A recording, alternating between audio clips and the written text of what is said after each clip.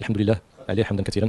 وكنهدي قبل كل شيء هذا الانجاز هذا لجلاله الملك محمد السادس نصر الله، والشعب المغربي عامه، الاسره الكبيره ديالي والاسره الصغيره ديالي، الحاجه الله يطول عمرها. بالنسبه للمقابله فبكل صراحه ما كانت سهله، لان لعبنا ضد واحد المنتخب اللي مجرب، منتخب اللي عنده لاعبين جيدين، عنده مدرب محنك. ظهروا كذلك من خلال المقابلات اللي لعبوها ضد المنتخب الاسباني ولا المنتخب الفرنسي ولا المقابلات كامله اللي قاموا بها على العلو والكعب ديالهم. احنا يمكن كما تيقولوا رب ضاره نافعه. يمكن المقابله ديال الاسبان كيف ما قلنا مقابله اوكرانيا، اضطرينا اننا يعني نقلبوا ونحفروا كثير في الكوتي مونطال باش اننا نفهموا، والرجال اللاعبين يفهموا كذلك بانه ما كاينش نجاح من غير كبوات. والنجاح الحقيقي هو اللي كيكونوا فيه بزاف ديال الكبوات، ولكن كيخصك كيفاش دير تتعامل مع لي شك. كنظن باننا في المقابله ديال اوكرانيا عرفنا كيفاش نتعاملوا مع لي شك.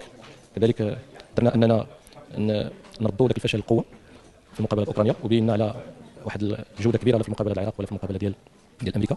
من بعد مشاتنا المقابله، مشينا للفينال بواحد الطريقه، يعني بواحد الطريقه، مشاتنا للفينال بواحد الطريقه اللي سور دي ديتاي، وكانت الحسره كبيره لان كذلك كانت الرغبه كبيره باش اننا ندوزوا للفينال. وكل ما كتكون الرغبه والامل كبير في حاله الفشل كيكون كذلك يعني السقطه او الاحباط كيكون كبير. ولكن مره واحده اخرى عاوتاني بينوا الرجال على انه فهموا بانه ما كاينش شي نجاح من غير انك يعني تردوا نقطه قوه، الشيء اللي بغينا عليه واكدوا عليه. يعني اتفقنا مع بعضياتنا بان المقابله اللي هذه تجي هذه خصنا نكونوا فيها يعني نواجهوها بواحد الابتسامه كما تيقولوا سوغي كونتون بير بيرمي دو غاني. والحمد لله بواحد الروح وبواحد المعنويات كبيره خدينا الدروس المقابله اللي فاتت، ووفقنا الله اننا نبداو بواحد الطريقه جيده. كانت واحد الرغبه كبيره في اللاعبين باش انهم يحققوا النتيجه، وباش يبقى كره القدم الوطنيه تبقى في هذا المسار هذا ديال التوهج ديالها وديال التطور ديالها. فكان علينا اننا على الاقل نرجعوا بهذه الميداليه اللي هي الميداليه هيستوريك بكل صراحه، اللي يستحقوها اللاعبين.